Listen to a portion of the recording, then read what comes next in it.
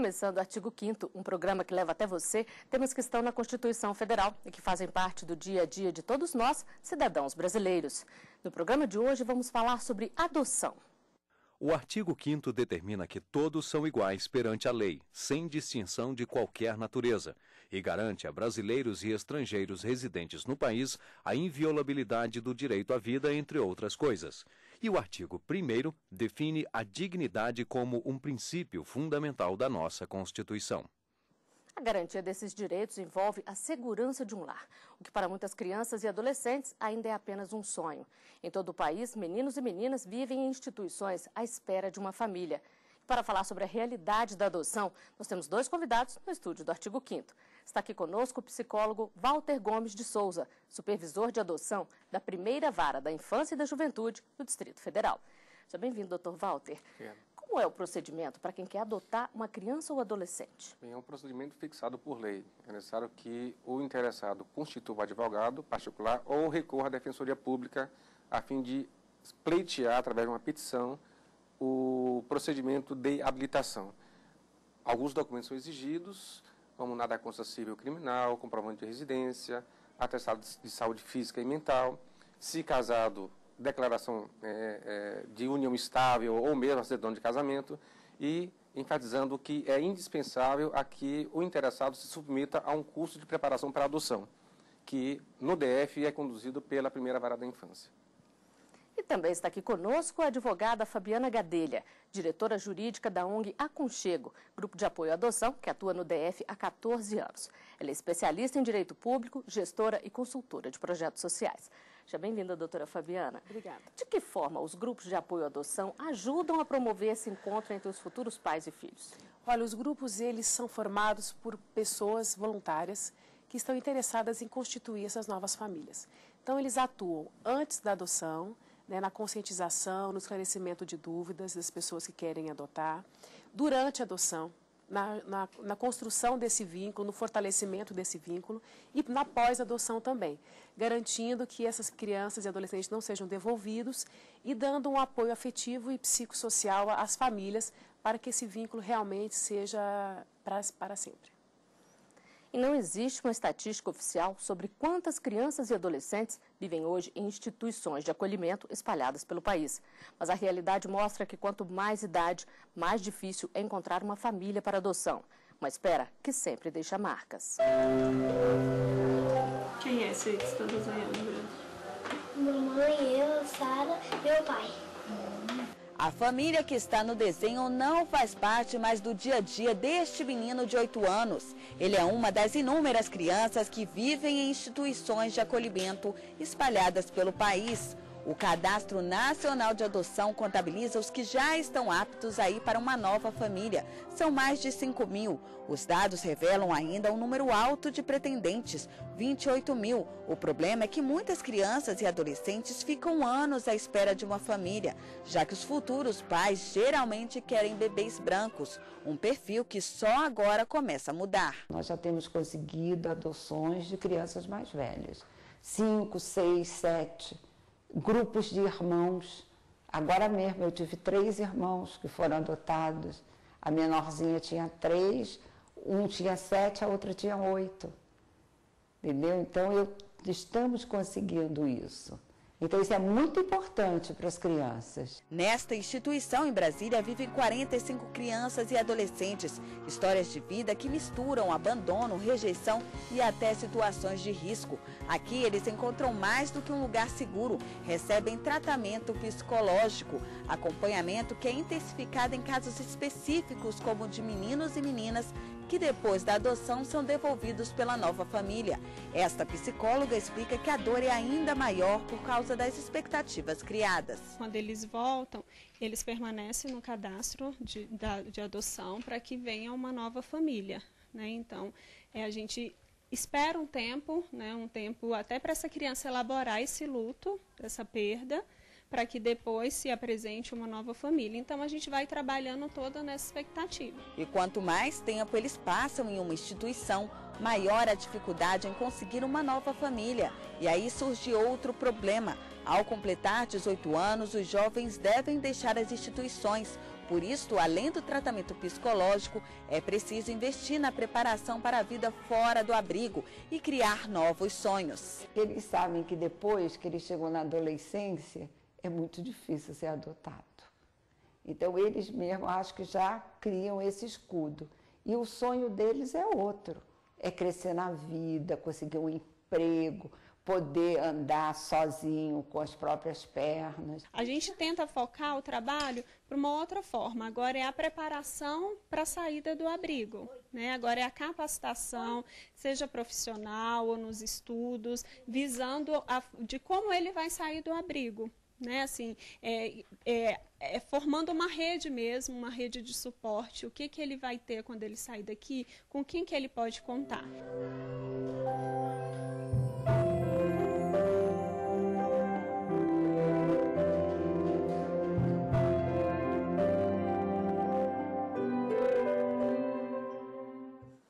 Doutora Fabiana, essa preparação para a saída da instituição também é muito importante, né? Os adolescentes, assim como as crianças, elas têm que trabalhar toda a sua autonomia, essa preparação para quando se percebe que essa criança e esse adolescente não vai ser adotado. Então, você o prepara para que ele tenha uma vida independente quando sair. Mas dificilmente isso é feito, né? Normalmente, esse adolescente aos 18 anos é convidado e praticamente obrigado a sair dessa instituição.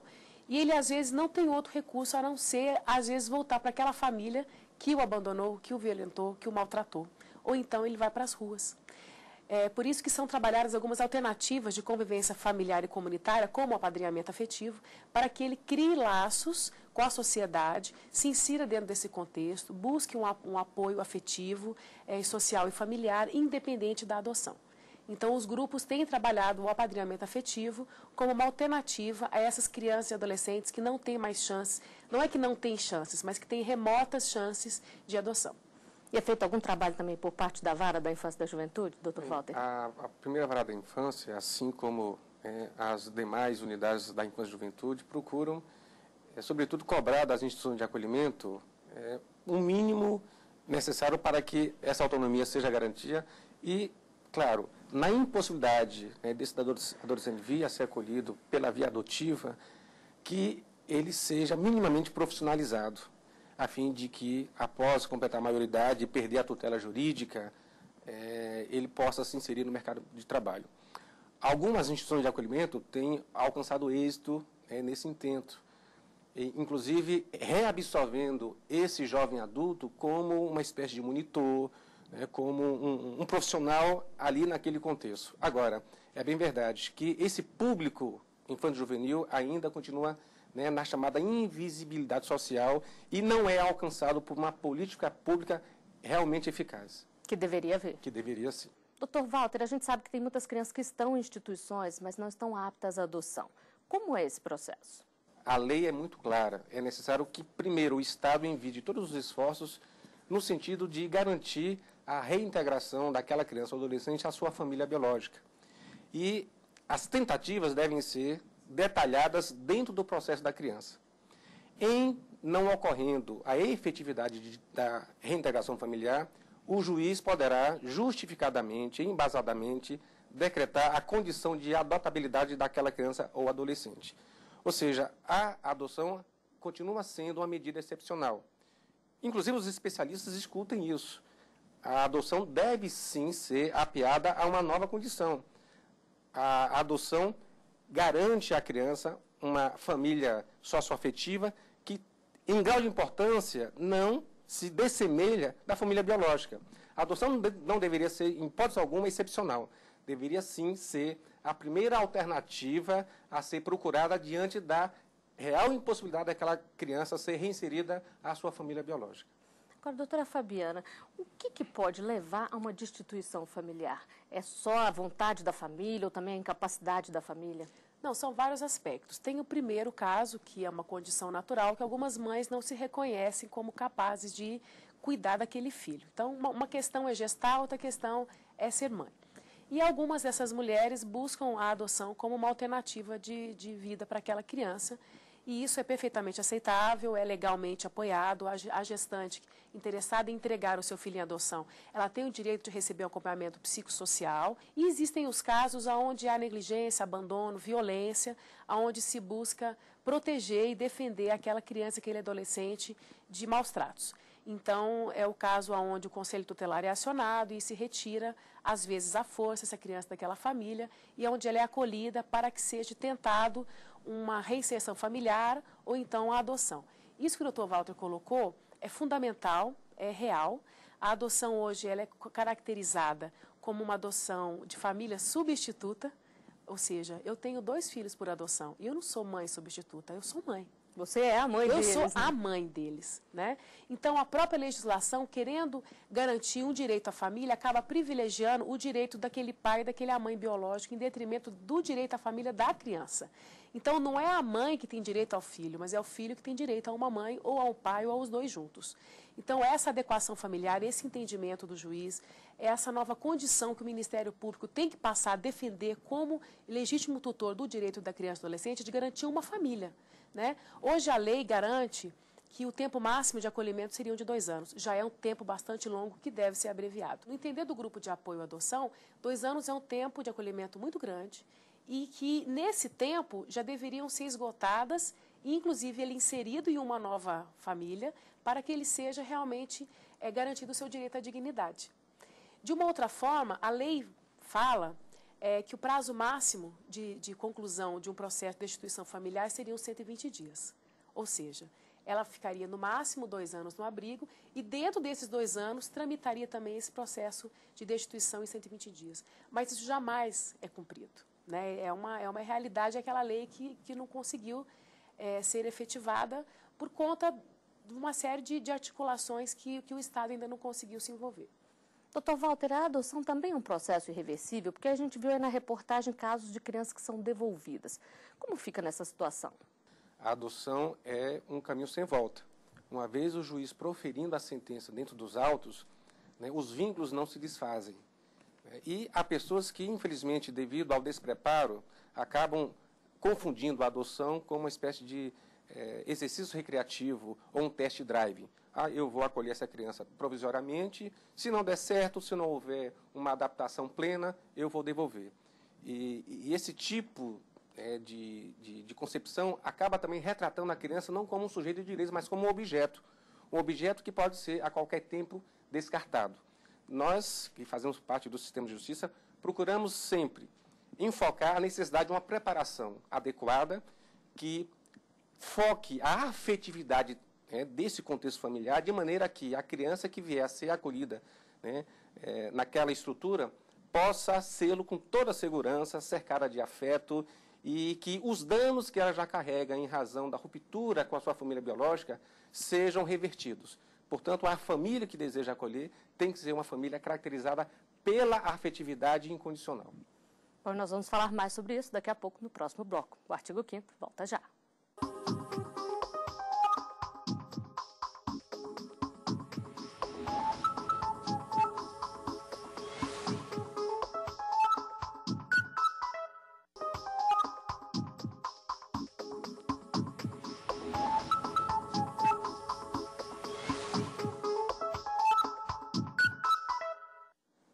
Estamos de volta com o artigo 5º. Os nossos convidados são a advogada Fabiana Gadelha, diretora jurídica da ONG Aconchego, e o psicólogo Walter Gomes de Souza, supervisor de adoção da Primeira Vara da Infância e da Juventude do DF.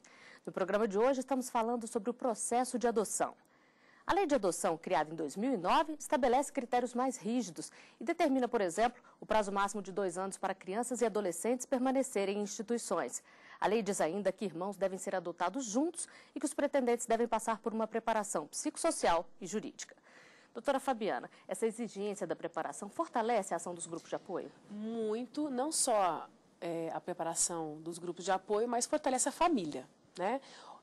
Esse movimento já tem sido feito desde 2007 aqui no Distrito Federal e agora o Aconchego faz parte de um grupo de trabalho composto pela Secretaria, dirigido pela Secretaria de Direitos Humanos da Presidência da República, o Conselho Nacional de Justiça, o Conselho Nacional do Ministério Público, o CONANDA, e a ANGAAD, Associação Nacional dos Grupos de Apoio à Adoção, para se fazer um protocolo de adoção, onde se vai dar as diretrizes mínimas que o judiciário vai se propor a estabelecer. Né? Então, os grupos se reuniram em todo o país desde o ano passado e nós construímos esse protocolo na tentativa que seja equiparado essa capacitação em todos os lados, em todo o país. Como os grupos, eles são uma forte ferramenta, né, de apoio não só para a família, mas para o judiciário, em alguns locais esses cursos são oferecidos pelos grupos e outros, embora orientado pela Vara da Infância. A lei determina que a Vara da Infância oriente, mas nada impeça que se faça uma parceria. E nesse novo protocolo se estabelece essa prerrogativa e se coloca, né, o grupo de apoio como ferramenta do Plano Nacional de Convivência Familiar e Comunitária. Doutor Walter, e como é que o trabalho desses grupos tem ajudado aí o judiciário? Como frisou muito bem a doutora Fabiana Gadelha, fortalecendo as famílias que começam a ensaiar um projeto de adoção. Sem falar que o trabalho dos grupos de apoio tem redundado no aumento das chamadas adoções tardias, né, que envolve o acolhimento de crianças de faixa etária mais avançada. É sabido do público que a preferência nacional ainda recai sobre crianças recém-nascidas. E o que nós verificamos no dia a dia dos cadastros é um outro perfil. A criança disponibilizada hoje é uma criança de idade mais avançada, com problemas de saúde, de cor negra, que faz parte de grupos de irmãos. Então, o trabalho dos grupos de apoio visa, sobretudo, focar quem de fato necessita de adoção. A lei é muito clara. A prioridade é a convivência familiar envolvendo as crianças. O adulto não é o primeiro, né, a ser contemplado. Não se procura, né, uma criança para atender à expectativa, ao anseio, ao capricho de uma família. Não. Houve uma mudança radical. O sistema de justiça, em parceria com os grupos de apoio, procura selecionar as melhores famílias, as que detêm uma maior capacidade afetiva para atender de pronto a necessidade dessa criança que está privada do convívio familiar. E tem mudado um pouco o perfil dessa criança que as famílias querem adotar, na maioria das vezes, doutora Fabiana? Sim, tem mudado, é um processo lento, né? Toda mudança cultural ela requer um trabalho paralelo com as políticas públicas. Nesse caso da adoção, os grupos de apoio têm mostrado as suas histórias. Então, o que nós temos feito? Temos feito exposições, temos feito vídeos, temos contado histórias de pessoas que adotaram crianças e adolescentes num perfil além daquilo que normalmente é priorizado, e aquilo tem mobilizado e tem convidado as pessoas a refletirem. A adoção ela não deve ser incentivada, né? Como quem faça, não suje o meio ambiente, adote, não. Quem adota quer ser pai e mãe, é uma decisão egoísta, é uma decisão íntima, é uma decisão muito criteriosa. Tem que ser bem pensado. Não é caridade, não é responsabilidade social. Se você quer ajudar a criança, se você quer esvaziar os abrigos, existem N formas de você fazê-lo. Mas não é a adoção essa ferramenta. Então, o grupo ele tem, muitas vezes, convidado as pessoas a refletirem e algumas pessoas até desistem de adotar porque elas não querem aquilo. Às vezes, elas estão buscando um filho para salvar um casamento e filho nenhum salva um casamento. E tem pessoas que, às vezes, chegam lá receosas com esse perfil normal de adotar um bebê e, às vezes, vendo histórias, ouvindo relatos, estudando, se conscientizando, fazendo parte do grupo de convivência, daquele grupo de apoio que a gente tem, ele acaba mudando esse perfil, adotando irmãos, ele acaba refletindo sobre a questão interracial e vê que isso não é um óbice para adoção. Então, hoje aqui no DF, salvo engano, esse perfil já tem chegado até os 6, 7 anos. Algumas pessoas já têm colocado no seu perfil essa proposta, né? E em alguns estados, como no Rio de Janeiro, por exemplo, a questão interracial ela é praticamente superada, né? Se adota adolescentes, se busca crianças maiores. E é claro que esse é um trabalho feito em parceria com a Vara da Infância, né, com o Poder Executivo local, com as secretarias da criança, com as secretarias de desenvolvimento social e com os grupos de apoio. Né, o Conchego tem trabalhado sempre na perspectiva do unir para cuidar. Ninguém consegue trabalhar sozinho. E a responsabilidade pela criança é uma responsabilidade de todos. Esse processo, doutor Walter, é o mesmo para quem quer adotar um bebê ou para quem quer adotar uma criança mais velha? A criança mais velha pode influenciar e decidir também? Sim, objetivamente os critérios, né, são os mesmos, né? As exigências legais são as mesmas. Agora, do ponto de vista psicossocial, se uma família se apresenta para acolher irmãos de idade mais avançada, evidentemente que é necessário uma celeridade maior à tramitação do processo, até porque esse perfil, né, pode ser contemplado em um curto espaço de tempo.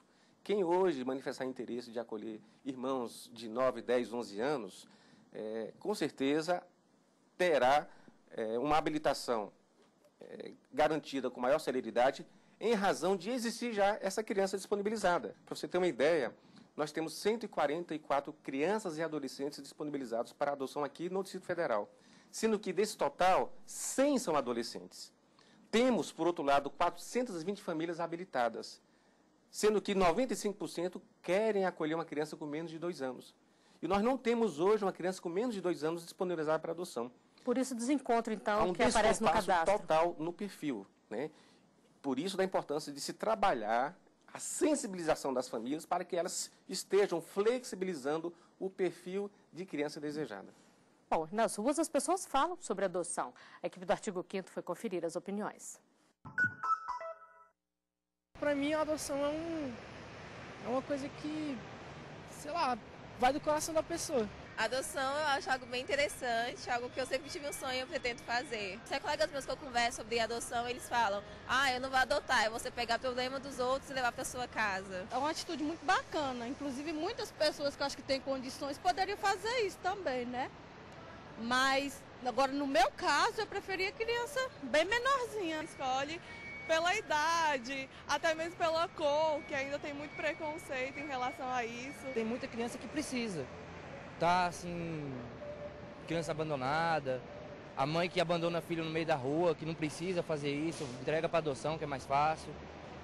Eu acho interessante, só tinha que ser mais fácil também, que é muita burocracia para poder adotar uma criança hoje em dia. Tem muitas pessoas que pensam que, na verdade, só é filho mesmo quem tem laço sanguíneo, né? Na verdade, não é bem por aí. Eu acho que todo mundo merece amor, merece carinho. E aí, acho que está na hora de quebrar esses preconceitos, essas barreiras.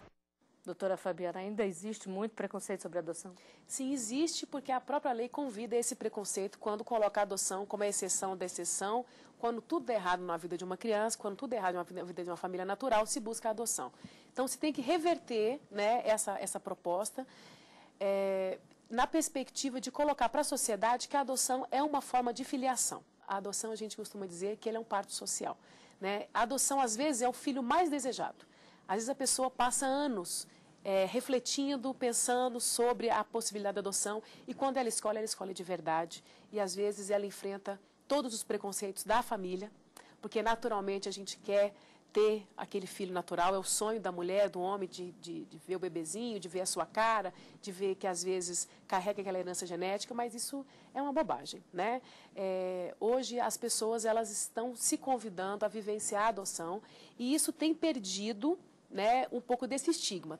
Tá sendo gradual, hoje ninguém tem vergonha mais de dizer que eu sou uma mãe por adoção, eu sou um pai por adoção, eu sou um filho adotivo, eu sou simplesmente um filho. Só que é um processo realmente lento e onde você tem que trabalhar isso no imaginário popular também.